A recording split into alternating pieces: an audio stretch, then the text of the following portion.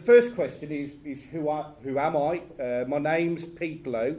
I'm a local councillor for Lye and Stourbridge North, which is probably the area where the majority of you live. It covers part of Quarry Bank, the Caledonia estate, and it goes all the way down to the train station down in Stourbridge. I've been a councillor there for 13 years, and before that, in the long and distant past, I was actually a student at Thorns School.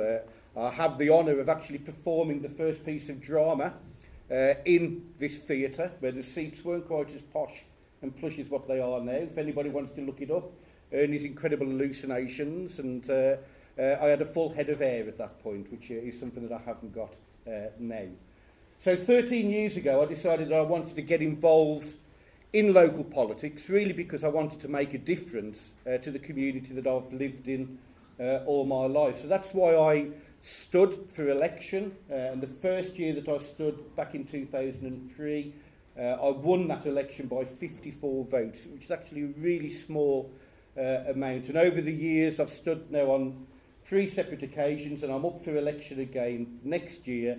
And currently my majority is around 350, and I like to think that's part of the community engagement that we do on a weekly basis to hopefully make a difference in your community. As well as being the local councillor, I'm also the leader within Dudley Council of the Labour Party. It's one of the 3 political parties that are represented on the council, and part of my role is to make sure I can do all I can to make sure that principles of the Labour Party are put forward across the whole of Dudley Borough. Up until May this year, I was in control of the whole council because the Labour Party had the most councillors on the council, and this year I'm the official leader of the opposition because the Conservative Party and the third party, UKIP, have formed a coalition in order to take control of the council. So that's a little bit about my political life, and I will probably use the opportunity when I'm answering questions to try and feed in part of my personal life as well, because of course, as well as being a councillor, I'm a dad. My children came to this school. I'm very proud of Thorns School and what it's given, not just myself, but my parents, my children as well, which is why it's an absolute pleasure and a privilege to come back whenever invited to hopefully pass my words of wisdom and encouragement on to the next generation.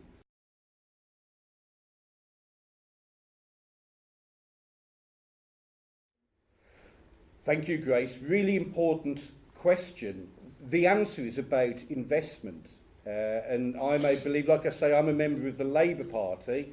So what we believe is that community is first and foremost the most important thing that we need to do. And we need to invest in our school system, our university and college system, and importantly in the public services that we have. And I also believe that we need to reinvest a lot of the money that comes into society to make sure that that's distributed equally. So if the money is distributed equally, then that means there's more money available, so we can invest that in apprenticeship schemes, we can invest that into real jobs that actually help people. The Labour Party introduced something the last time they were in government called the National Minimum Wage, which actually said that every individual what works should have the bare minimum of a certain rate of pay. And that is judged to be able to enough money and real jobs to be able to secure a home, a safe place of over your head, and the necessary food and all of the things that go through that. So it's a political decision that makes sure that we can invest in the young people, the next generation, to ensure. But the important thing is there need to be real jobs with real opportunities, not just jobs that actually don't allow people to develop as the years go by. Does that answer your question, Grace?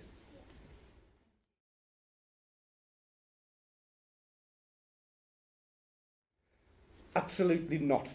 And there's a number of reasons for that. One, I think that the wealth in our society isn't distributed equally. What we see is the very rich get richer And as a result of that, the very poorest in our society actually don't get a fair chance. People who've seen the newspapers just overnight will see very big organisations such as Google, Apple and Amazon that don't pay their fair amount of tax into the British system.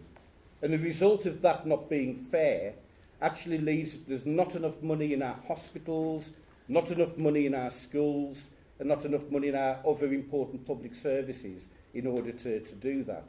So what we need to do, because it's not just about if you're not happy, because many of us may not be happy, but we then need to do something about that. We need to encourage people to play their role in community so we can actually forge a better world, a better society and a better community where everybody is treated equally. And the reason I got involved in politics all many, many years ago was because I asked myself exactly the question that you've just asked me, James. He said, do I think things are fair?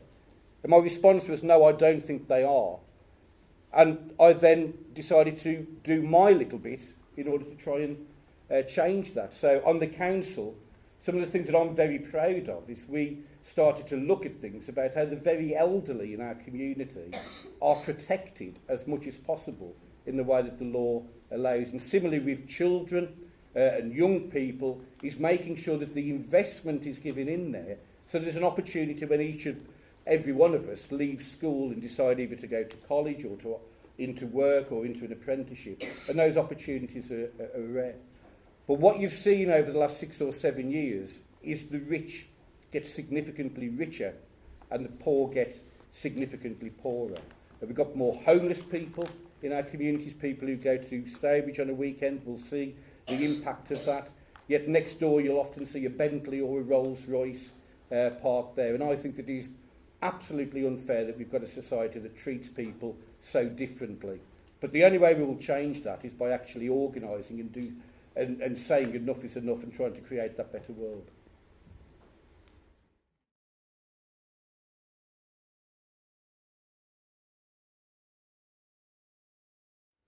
Investment.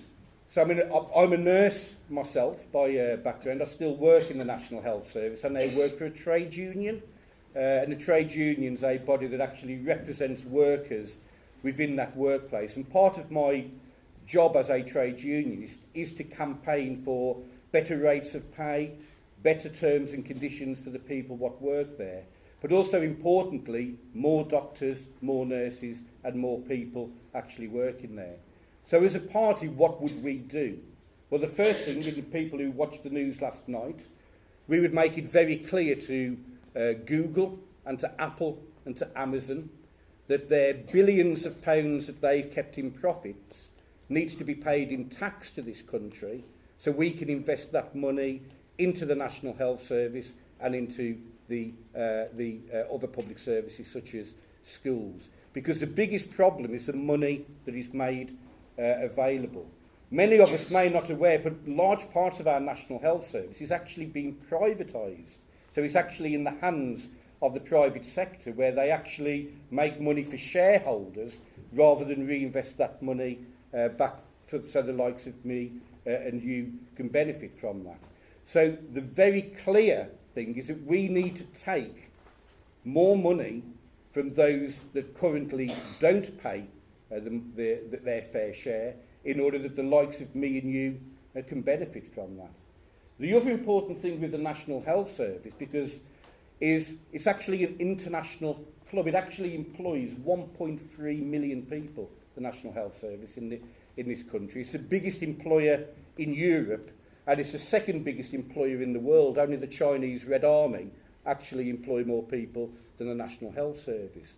And almost every nationality on earth works in the British National Health Service. And for me, that is something of absolute pride in that we've got the best health system in the world that actually employs the most diverse workforce anywhere in the world. And that for me is one of the things that makes me very proud of our National Health Service and actually very proud of our country, that 70 years next year the NHS was founded, one of the greatest things ever created by a Labour government. And unfortunately or fortunately, it will require a Labour government in order to protect it in the future.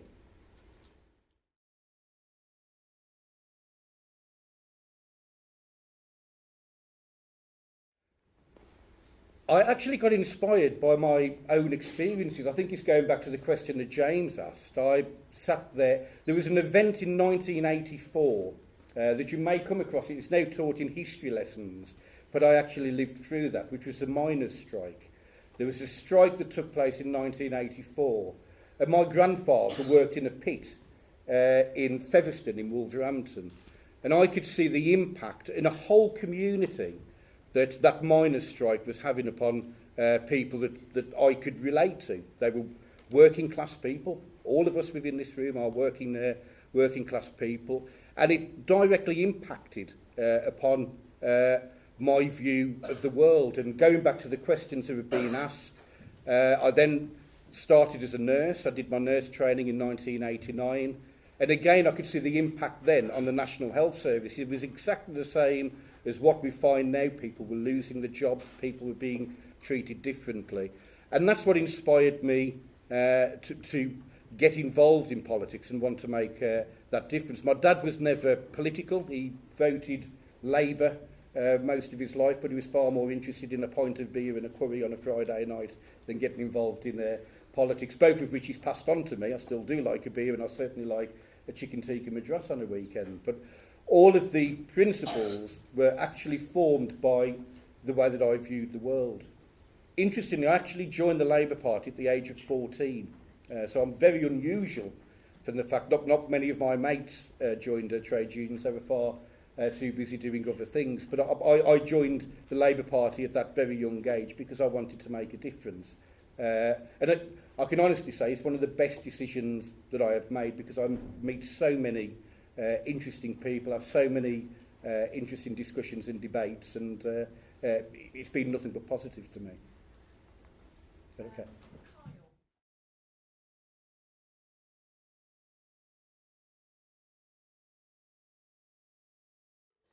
Absolutely. If you look at the Labour Party manifesto, and a manifesto is a bunch of policies and promises that every political party put to the people when there's a general election.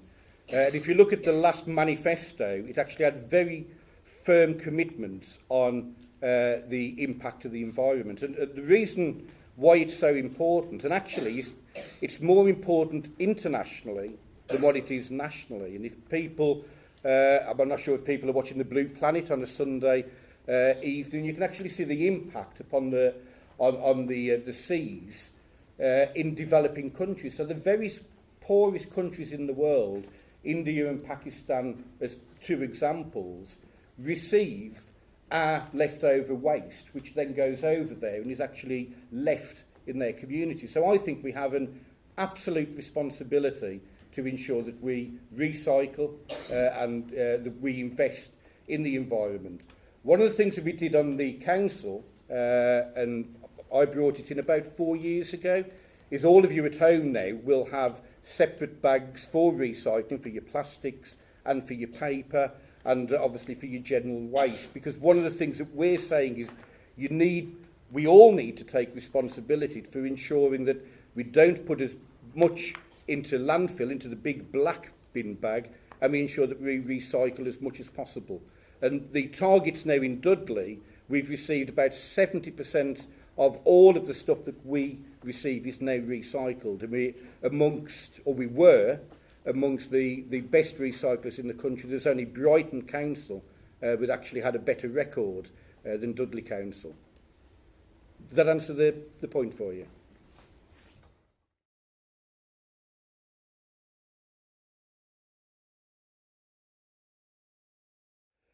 It would be prioritised, my view, it would be prioritised. So not necessarily equally, but it would go to those areas in our society where we need to invest. So I would say the three main priorities would be our public services. So that would be your National Health Service, that would be your schools, and that would be care for elderly people and young people. The next priority would be around housing. It would be about how do we build tens of thousands, if not hundreds of thousands, of new affordable houses.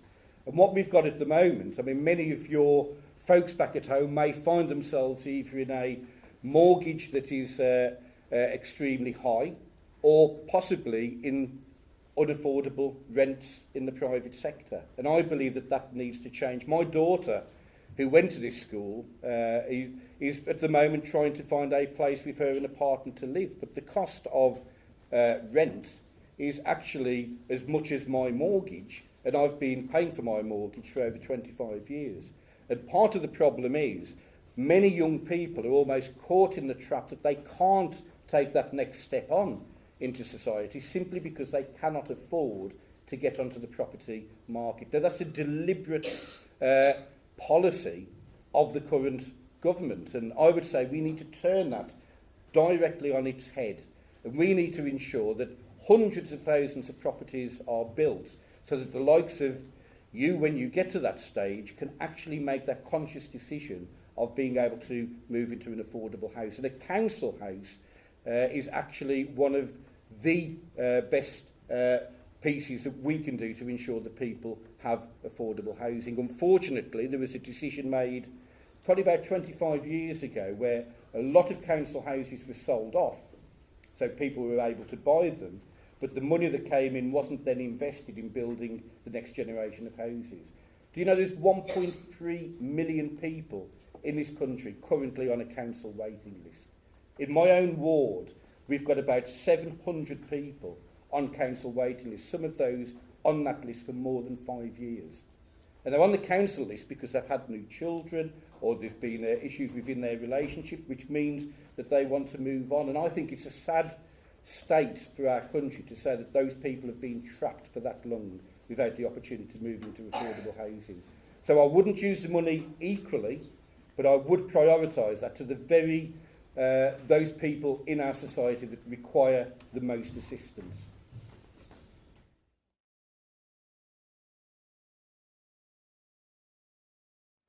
Why is it? That's a very good question. It's taken so long because I don't think they know what to do.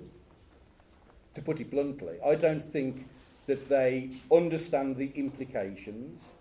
If you want me to be brutal, I think that the whole question of Brexit wasn't around the European Union, whether we were in or out. It was around politicians putting a vote to the country in order to buy some time. They never thought for 1 second that the people of this country would actually vote to leave. And that is why we saw David Cameron, who used to be the previous Prime Minister, and Mr Osborne very quickly leave their positions as a result of that. So what you're left with is a series of negotiations where nobody knows what the outcome will be. I mean, currently they're talking about, just in order to leave, a £50 billion just to be handed over to leave the club of the European Union.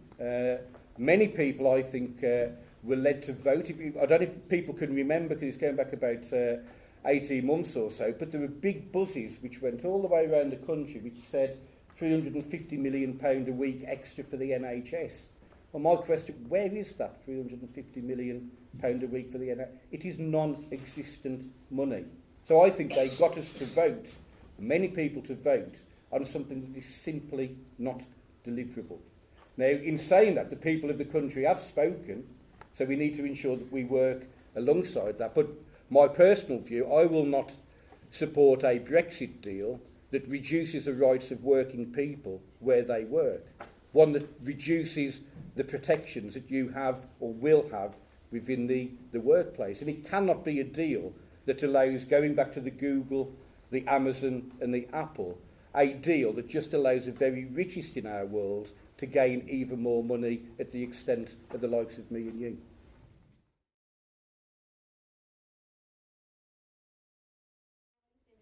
I think we have a role to play in the peace in Syria.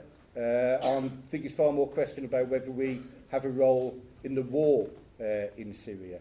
And what we need to think about is, why is it that most guns actually in the world that are used against British service people or against are actually sold from this country? So I think we need to have a policy of negotiation rather than the bullet. I think we need to have a role where we speak, we have dialogue, rather than resort to the lowest common denominator, which is to use threats, pressure and violence. And I think that actually makes the world a better place. Now, people quite rightly will say, well, that sounds very good, Pete, but how do you actually go about that? Now, in my lifetime, I can remember a country called South Africa, where black people were not allowed to vote, and actually most of them were employed as servants to the white community over there. And there was a gentleman by the name of Nelson Mandela, who was in prison for most of his lifetime, who, when released, made a decision: do I take up the armed struggle and remove these people from power by force, or do I sit down and engage with these people and actually promote a better world? And of course the result has been over there is a peaceful transition from a series of a society of an apartheid, a fascist or a Nazi organisation where people were treated differently simply because of the colour of their skin, into a society now of peace, without the need for guns and without the need for violence. And I think that that is what we need to do, not just in Syria, but actually in all of the countries across the world where we actually see violence. Ireland, our own example of Ireland, for armed struggle for nearly 100 years, actually entered a period of peace because politicians took a very brave decision to actually engage with people that they were appalled at their views. So when the IRA sat down with people from the DUP who'd been blowing each other up for smithereens for generations, and actually said there's got to be an alternative to death and violence. And of course, what we see there is a far more peaceful Ireland than the one when I was your age growing up, where we all had the fear of being bombed if we were to go to Birmingham or bombed elsewhere. So it's a really serious question, but I think it's far more reaching than just Syria. I think it's actually our role as international diplomacists as opposed to using the threat of the gun. Drew, in international school, what could you do to prevent terrorism in this area? Engage and discuss. Now, where does terrorism come from? What it comes from, that the starting point of terrorism are generalisations, that all people get grouped of being the same. So all of a sudden what we have in this society over the last few years is we have the issue of Islamophobia, that all people who are of a certain religion are grouped the same. Now, would people say that all Protestants or Catholics are the same? I think that the simple answer would be no, that they wouldn't. People are different. So the start of the feed into terrorism is exactly that, around generalisation. The second really important point is most terrorist groups are born from poverty. So most groups are actually those who are actually treated appallingly in that society that they look at. So the route to address terrorism is by actually trying to build a society where everybody is valued. It doesn't matter the colour of your skin, it doesn't matter what gender you are, your disability, your sexual orientation, or your religion. We need to build a community where everybody is valued because of what we contribute. And terrorists cannot breathe and breed in that atmosphere. They can only breed and grow where all of us actually look towards things that divide us and separate us. And Ireland, as I use, and South Africa are two very good examples of that. So my view about how we tackle terrorism is by actually having engagements such as this, actually understanding that I'm not just a politician, I'm a father, I'm a worker. There's many things that make up this complex human being that stands before you, and exactly the same for each and every one of you. And the best way to defeat terrorists is to not believe a lot of the nonsense that people put on social media and group whole groups of people as being some form of generic mass, because you'll know better than me in the playground, those people don't exist, do they? They don't, do they? I mean, most of us are very complex people. Does that answer the point directly, or?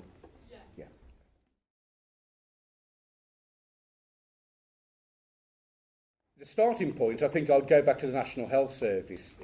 Immigration is actually one of the greatest benefits that we have had within our society. That being said, obviously, you can't allow the whole influx without some form of control. But my control is very different to the current control of the government. The National Health Service would not survive without Eastern European and Asian workers coming over here. Not over the last 3 or 4 years, but over the last 70 years. Most of us, if we go to the doctor, we could well be seeing a man, a woman, people of many different colours and many different nationalities. And that, to me, is what makes us absolutely proud. But what we also need to ensure is that the people who we do bring over come into meaningful work. So the issue to me isn't around immigration, it's around how do we ensure that our workers are paid a decent living wage that often would then mean that we wouldn't require the people from abroad. Most Polish workers, for example, or a large proportion of Polish workers, actually don't appear on the jobs front because they paid cash in hand and far less than they would pay the likes of me and you. And I'm a socialist, and what that means is that I believe in an international movement where I don't just... I start in the morning, but I see myself as a quarry bonker. Then I see myself as somebody from the Black Country.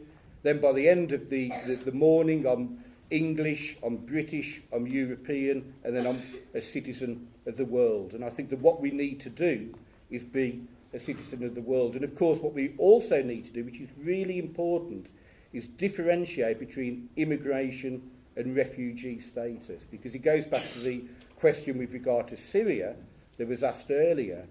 If a government is dropping bombs on individuals, then the inevitable consequence is that we will create refugees that we then need to rehouse as part of our international responsibility.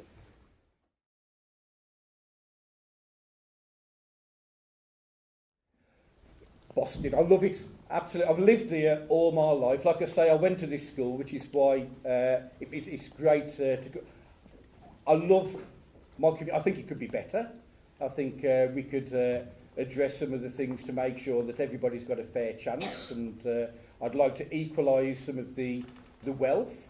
If I was to go to Norton or Pedmore, I would see certain differences there than what I see in Quarrybank, the Lie and the Caledonia. But am I proud to be a Black Country man? Absolutely. One of the things I'm most proud of, has anybody seen the Black Country flag? Yeah.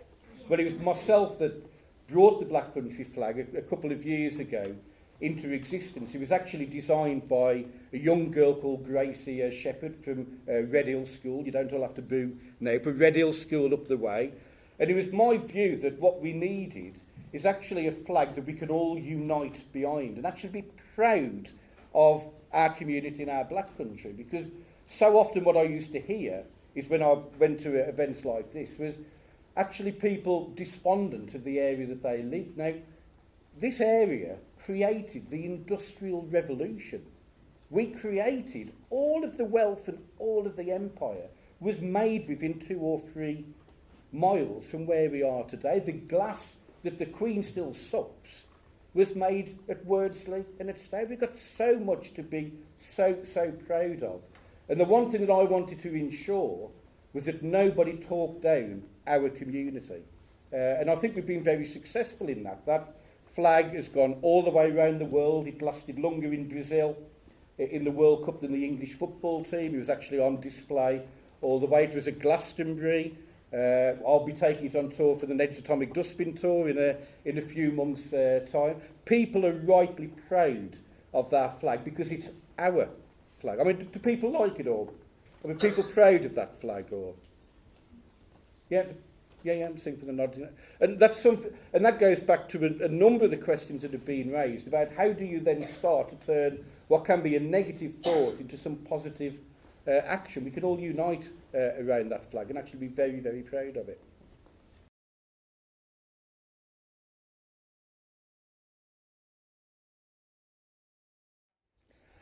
is there such a thing as a perfect world? I think there can be a fairer world. I think there can be one where there was a slogan that I always use, which is called peace, land and bread. And what that means is every human being has the right to live in peace. Every human being has the right of a safe place of home, land, and everybody has the right to not suffer from starvation, so bread. So that's the world that I try and promote. I don't think we can have a overwhelmingly equal world or a perfect world, because in a perfect world, the West Bromwich Albion would be playing in the conference and the Wolves would be European champions every year, and no doubt that would upset a number of people within this room who are West Bromwich Albion supporters. Nobody would ever vote Conservative, but then I would be putting my views onto other people, and then rather than a perfect world, you have a very imperfect world there, because I'm forcing my views onto you. But I think what we can aspire is a world where everybody has the bare ingredients, and we're a long way from that. I mean, there's 7 billion people on the planet, and 3 billion people live in poverty. That's almost half of the planet live in what we would describe as not having that peace, that land, or that bread. And I think that, if anything, is something that each and every one of us can campaign and try and promote for the environmental issues, the issues on Syria, the National Health Service, and all of the questions that we've raised so far this morning. Surely all of us can get out and say that the bare minimum, that's what each and every person on this planet deserves.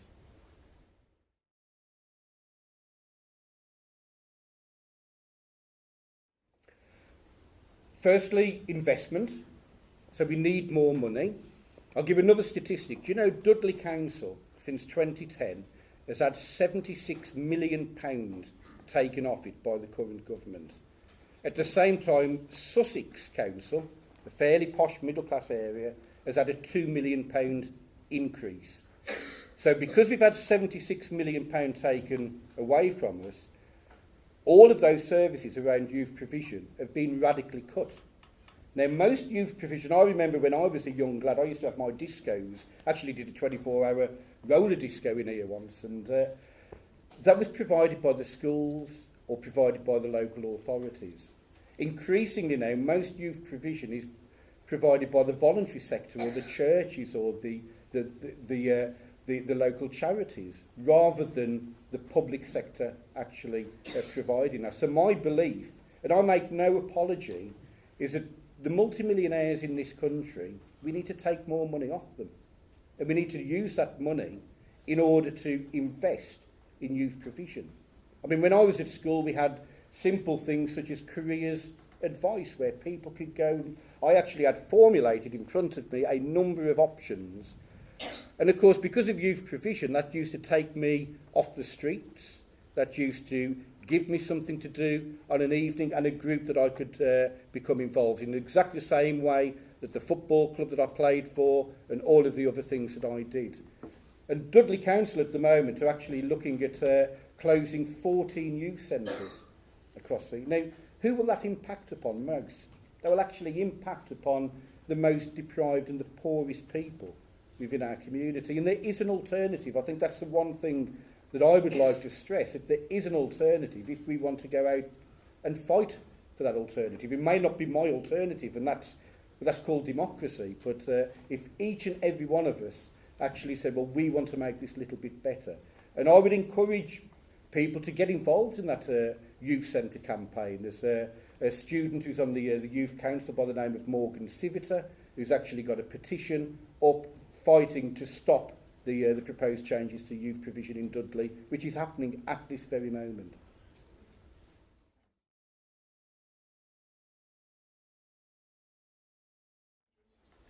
I believe tuition fees should be abolished, not reduced. £9,000 per year.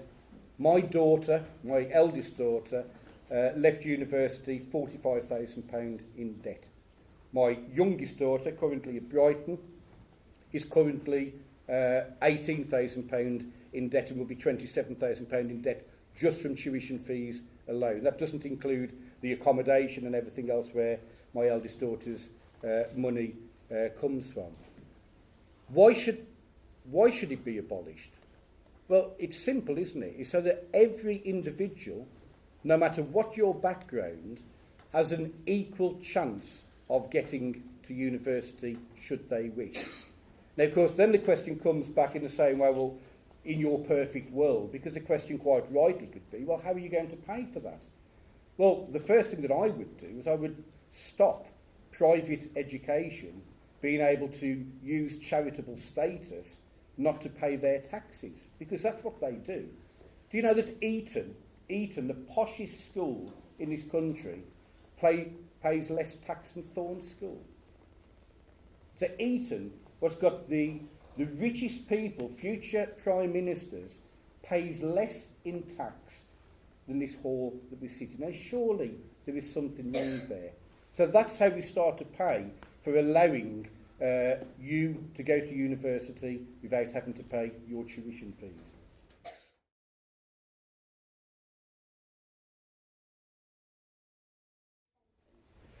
I think it depends on the crime. I think first and foremost, anybody that's on the receiving end of the police and crime, we should look at rehabilitation at the first area. So I think it depends on the crime. I think large parts of our prisons are taken up by people who could actually be contributing to their community, first and foremost. I think for serious crime, then we need to look to ensure that that is treated absolutely appropriately. So people who commit murder obviously should receive that life sentence, as should other serious crimes. But if you look at the prison service, large amounts of those cells are taken up with people who actually could be, in my view, be requested to contribute back to our community. Here, for example, we work with the probation service, so people who've been given community services, we actually get them out cleaning up some of our local streets, and during that then you can look at a form of education. And the research shows by taking that approach, you actually reduce the chances of reoffending in the future. So for non-serious crime, that's the route that I would take. And that would then allow the prisons to be there for what the prisons should be there for, which is ensuring that serious criminals are outside of society.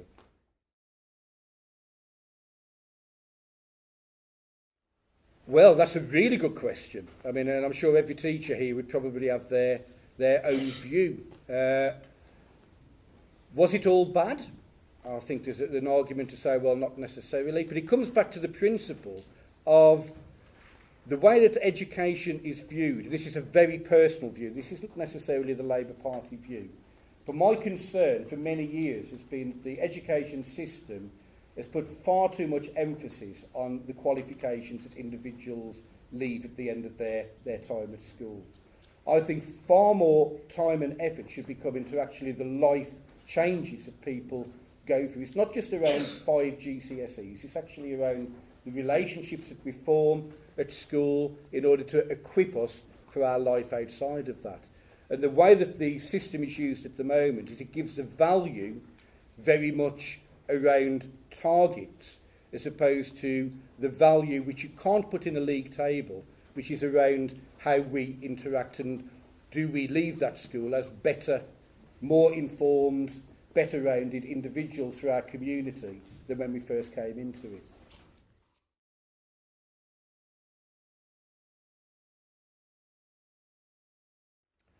I do agree. I mean, the police in the West Midlands has been cut by 50%. In Lye, we used to have, I'm not sure if people can remember, we had 3 police crime 3 PCSOs, as well as 2 police officers and a sergeant. We had a police station in Lye, as well as the one in Stourbridge, all of which have gone. And of course, what happens then is the reliance is upon me and you to be the eyes and ears within our community. And I don't think it's just about police numbers, though. I would also add that. I think all of us have got a responsibility to be those eyes and ears to assist with the police force as well. But it's very difficult, certainly for small crime, which comes back to the point earlier around the prison service, to actually get a police officer to come and address what those small crimes are, the stolen car or the theft from somebody's house, because all of their resources are pulled towards very serious crime. And of course, if you think, going back to the question around Syria and the one around terrorism, at the moment, the needs in our society are probably different than what they were 10 or 15 years ago. And there's different threats than we had at that time. And of course, by not having enough police is a absolute result of that. I mean, if you think, when was the last terrorist attack a few months ago, we actually had to call the army onto the streets because there wasn't enough police officers. And I think that's a sad indictment for us to find ourselves in that situation.